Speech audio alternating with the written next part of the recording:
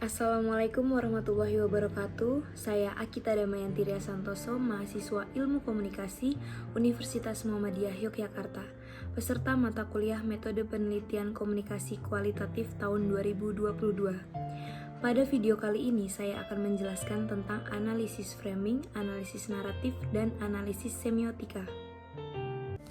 Yang pertama adalah analisis semiotika. Semiotika merupakan suatu ilmu atau metode analisis untuk mengkaji tanda.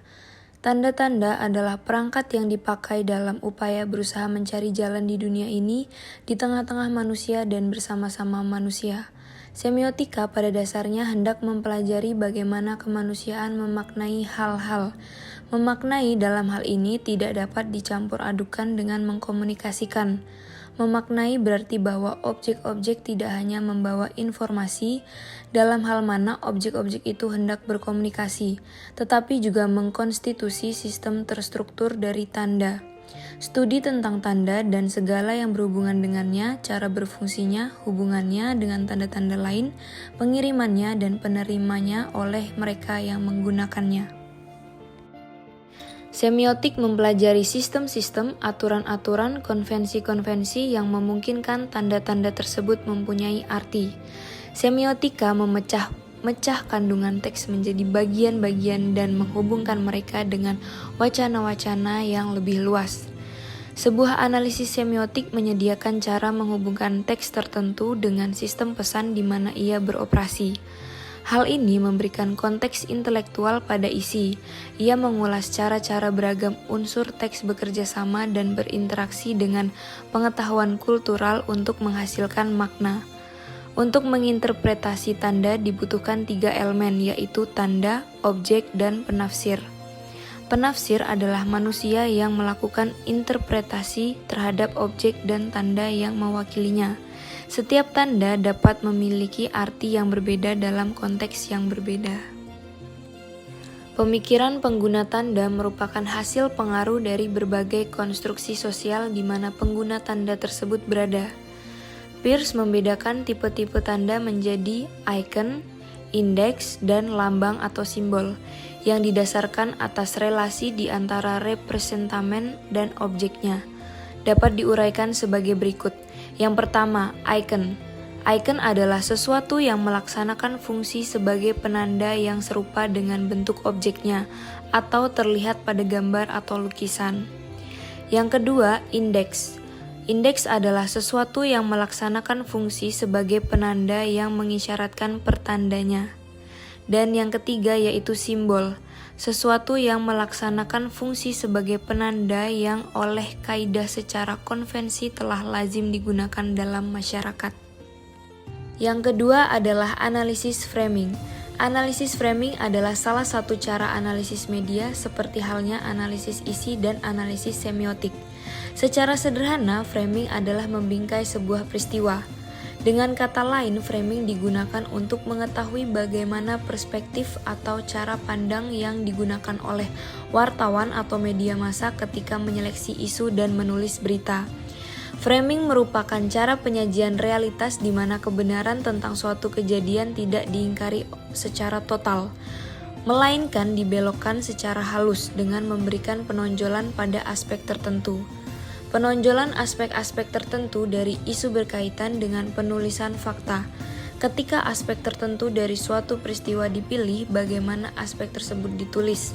Hal ini sangat berkaitan dengan pemakaian diksi atau kata, kalimat, gambar atau foto, dan citra tertentu untuk ditampilkan kepada khalayak. Analisis framing digunakan untuk mengkaji pembingkaian realitas seperti peristiwa, individu, kumpulan, dan lainnya yang diterapkan oleh media massa. Pembingkaian tersebut merupakan bagian konstruksi yang berfaedah realitas dimaknai dan direkonstruksi dengan cara dan makna tertentu. Akibatnya hanya anggota tertentu saja yang lebih bermakna, lebih diperhatikan, dianggap penting, dan lebih mengena dalam muslihat khalayak. Analisis framing termasuk ke dalam paradigma konstruksionis. Paradigma ini mempunyai jabatan dan pandangan terhadap media dan teks berita yang dihasilkannya. Yang terakhir adalah analisis naratif. Penelitian naratif adalah studi tentang cerita. Dalam beberapa hal, cerita dapat muncul sebagai catatan sejarah, sebagai novel fiksi seperti dongeng, dan sebagai autobiografi dan genre lainnya. Cerita ditulis melalui proses mendengarkan dari orang lain atau bertemu secara langsung dengan pelaku melalui wawancara. Studi tentang cerita dilakukan dalam berbagai disiplin keilmuan termasuk sastra, kritik, sejarah, filsafat, teori organisasi, dan sosial ilmu pengetahuan. Dalam ilmu sosial, cerita dipelajari oleh para antropolog, sosiologis, psikolog, dan pendidik. Beberapa bentuk analitis di dalam analisis naratif yang berkaitan erat dengan perspektif formalistik. Perspektif formalistik menganggap bahwa teks memiliki koherensi internal yang disatukan dengan dasar kode, sintaksis, gramatika, dan bentuk.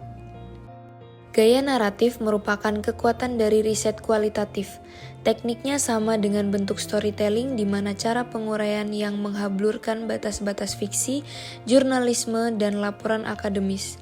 Atau narrative in storytelling mode blur the lines between fiction, journalism, and scholarly studies. Bentuk penelitian naratif antara lain memaknai pendekatan kronologis seperti menguraikan peristiwa demi peristiwa dibentangkan secara perlahan mengikuti proses waktu atau slowly over time. Seperti ketika menjelaskan subjek studi mengenai budaya saling berbagi di dalam kelompok atau culture sharing group. Narasi kehidupan seseorang, the narrative of the life on individual, atau evolusi sebuah program atau sebuah organisasi, atau evolution of a program or an organization.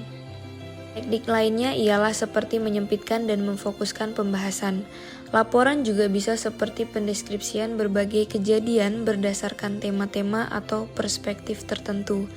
Gaya naratif dari studi kualitatif bisa juga menerangkan sosial tipikal keseharian hidup seseorang, a typically day in the life, dari sosok individual atau kelompok.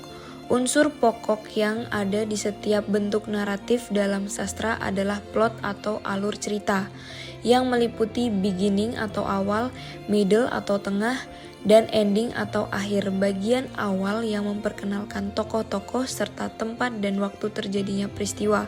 Bagian tengah adalah perkembangan lebih lanjut konflik awal sampai ke puncak konflik yaitu klimaks. Bagian akhir ditandai dengan penyelesaian konflik atau resolution. Demikian penjelasan dari saya, kurang lebihnya mohon maaf. Wassalamualaikum warahmatullahi wabarakatuh.